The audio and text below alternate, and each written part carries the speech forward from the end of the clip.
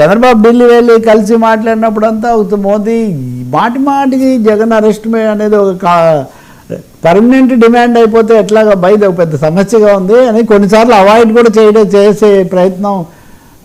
అప్పుడు కొన్ని ఇంటర్వ్యూలు ఇవ్వట్లేదు అన్నారు కదా, ఎప్పుడు వచ్చినా నాకు ఇదే సమస్య వస్తుంది, అందుకే నేను ఇంకా కొంత అవాయిడ్ చేయాల్సి వస్తుందని కూడా మోదీ వ్యాఖ్యానించినట్టు ఎవరో విశ్వసనీయమైన వాళ్ళు చెప్తూ ఉన్నారు. కానీ ఇప్పుడు ఆ వైఖరి కొంత మారుతుంది అని చెప్తున్నారు.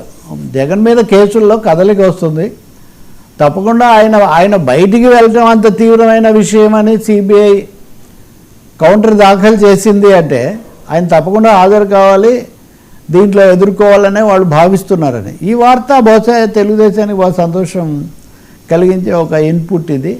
ఈ విషయాలు ఎక్కువగా లోకేష్కి తెలిసి ఉండాలి, ఈ మధ్య ఆయనే కేంద్రంతో టచ్లో ఉంటున్నారు కాబట్టి.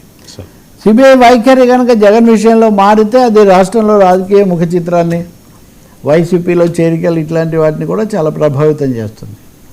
ఎన్నికల వ్యవస్థ కూడా సర్రీ రోజు దేశం అంతా మొదలవుతోంది. ఈవీఎంలు ఆ కేసులు అలాగే ఉన్నాయి. సో ఇలాంటి సమయంలో కేంద్రము చంద్రబాబు కూటమిని బలపరిచే వైఖరి తీసుకొని జగన్ మీద కేసులను తీవ్రతరం చేస్తే దాని ప్రభావం చాలా ఎక్కువగా ఉంటుంది. అంటే మేము 10 ఏళ్ళు అన్నా ఉండాలని పొద్దున కూడా చెప్తున్నారు లోకేష్.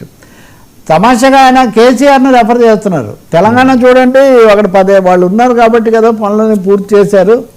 మనకు కూడా అలా ఉంటే తప్ప ప్రభుత్వాలు 10-15 ఏళ్ళు ఉంటే తప్ప అనుకున్న పనులు చేసుకుపోలేరని.